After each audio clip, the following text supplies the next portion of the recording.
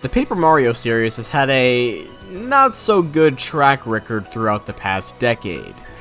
Sticker Star left a pretty shitty taste in everyone's mouth that still remains today, and Color Splash didn't do it any favors. So naturally, most fans, myself included, were very skeptical when Paper Mario the Origami King was announced out of nowhere. Nonetheless, I decided to give the game a chance and, well, I'll save my thoughts on the game for a full review someday, because today's video is about something very specific about it. Now, let's be real, one thing most Nintendo games never miss on is the music. Most Nintendo games. And to an extent, this held true for Paper Mario despite the obvious decrease in gameplay quality. Sticker Star and Color Splash had pretty good soundtracks in my opinion, despite their many flaws in other areas, and I expected more of the same from the Origami King. I was completely wrong about this. What I expected to be a good enough video game OST ended up becoming one of, if not my favorite one I've ever heard. There were just so many standout, incredible tracks along the way, more than most any other game I've ever played. So I figured I'd share some of my favorites and what I like about them. Now, I should note, I'm not a very musical person, so some of the things I describe may very well just be in layman's terms. So if you're more musically inclined, let me know if there's anything that you noticed that I just didn't, because I'd honestly really appreciate that. I know this is a bit of a departure from my usual content, but hey, I just want to gush a little about some great music, and share it with you guys too, of course. So, let's get right into it. So, while a visual sense of progression is more often associated with video games, a la the Town Tree and New Leaf, auditory senses of progression are often overlooked in my opinion, so I'm gonna bring the Toad Town theme to light. While it starts off empty, desolate, and lacking substance, with each area that you complete and the more toads that are saved, more and more instruments become incorporated into the song.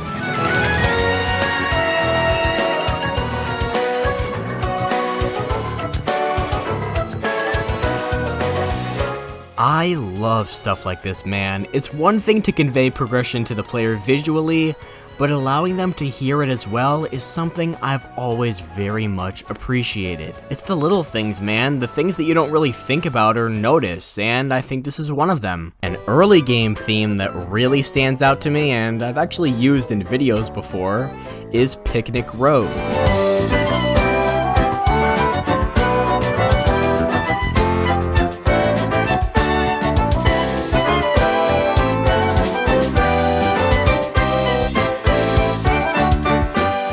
It's just so perfectly upbeat for one of the first areas of the game. Getting into a battle on Picnic Road begins one of the more popular songs of the soundtrack due to its use in the trailers, the Red Streamer battle theme.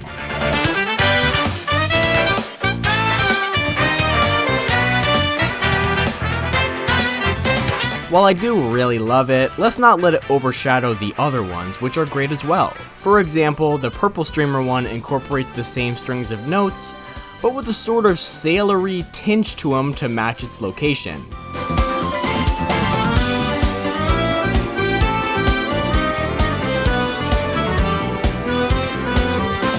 The Origami King utilizes leitmotifs really effectively, and the streamer battle themes are prime examples of this. They're all just so damn unique despite their similar strings of notes. Now let's take a moment to listen to this.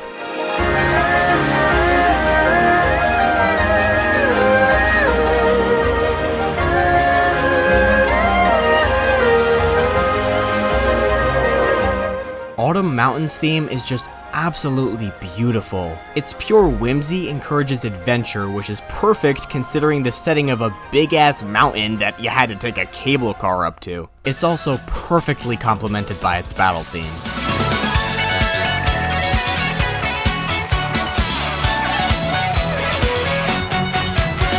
I'd say it's at this point in the game where the sheer instrumental variety among even just the battle themes really begins to shine. And just after Autumn Mountain comes to a close, you get to the main attraction of the area, Shogun Studios.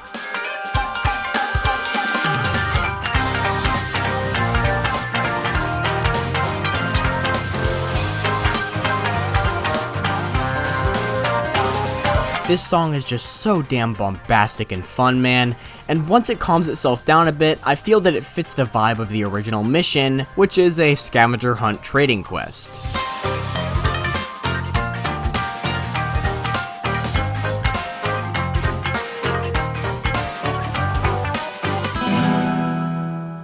Finishing your trip down Autumn Mountain's river brings you to Sweetpaper Valley, which at first is coupled with this simple yet dramatic cowboy sound and theme. However, after some climactic story events, a more energetic and appropriately encouraging version will begin to play.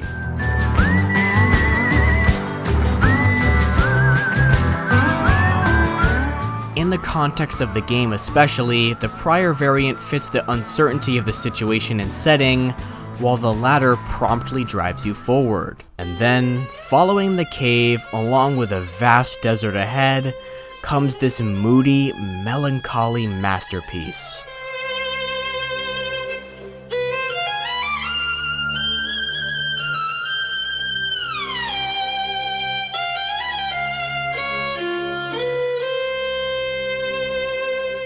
Now unfortunately, after the story segment ends, it becomes daytime and the once beautiful moonlit violet sands become this scorched yellow, which I don't really care for honestly. But more importantly, it also changes the song to an unfortunately worse variant. Despite this, the original version of the desert will forever live on in my heart, with its honestly perfect atmosphere for a desert level, which is established both visually and auditorily. Just like Autumn Mountain, the desert has its own centerpiece in the form of Snif City. And damn, musically, this place is a blast.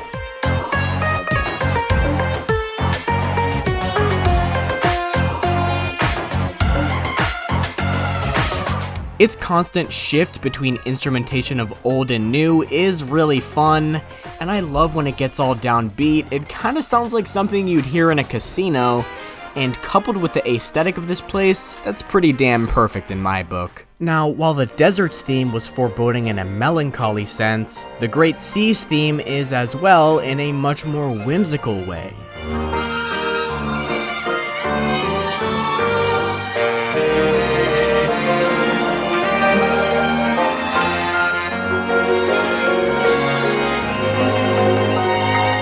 It should be noted that I'm referring to the theme for the Great Sea after it's been fully explored, as while I do enjoy that theme in its own way, being more comparable to Wind Waker's more adventurous sounding tune, I honestly prefer the more calm and serene aquatic themes in gaming, kinda like Lake Lapcat from Bowser's Fury for example. This song just puts me in a zen mode like no other. Now, on the complete opposite end of the spectrum, tons of these tracks are metal as hell, man, especially the stationary boss battles. The theme for Tape has gotta be one of my absolute favorites. It just goes so hard, man.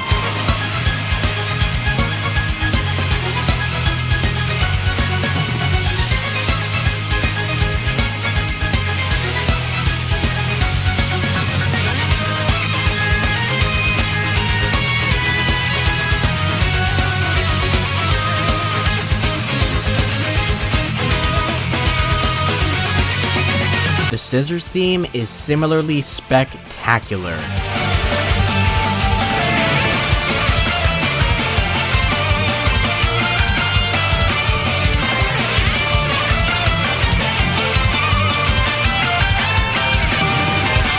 And the Stapler theme just goes wild as hell, man.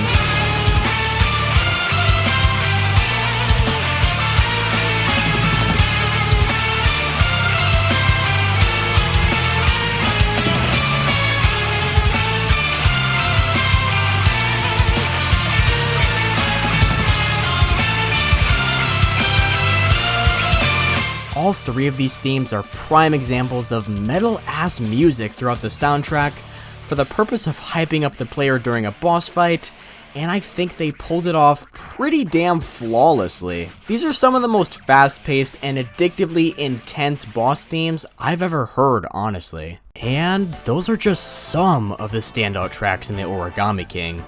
From the moody and laid-back ones to the heavy metal, there's really a song for every moment you could imagine, which is really what makes it so incredible to me. Of course, there's plenty more, but I really just had to fit in the highlights, otherwise this video would be way too long. But hey, let me know in the comments some of your favorite songs for this soundtrack, or if you haven't listened to it, I highly encourage you to do so. If you want an actual full review on this game, and maybe even the rest of the series, go ahead and leave a like, and I'll think about it in the future. If you enjoyed it and want to see some more video game and Nintendo related content, go ahead and subscribe and turn on notifications so you don't miss any future uploads. I've got a lot of cool video ideas for the future, so stick around for them. As always, hopefully I'll see you all again soon.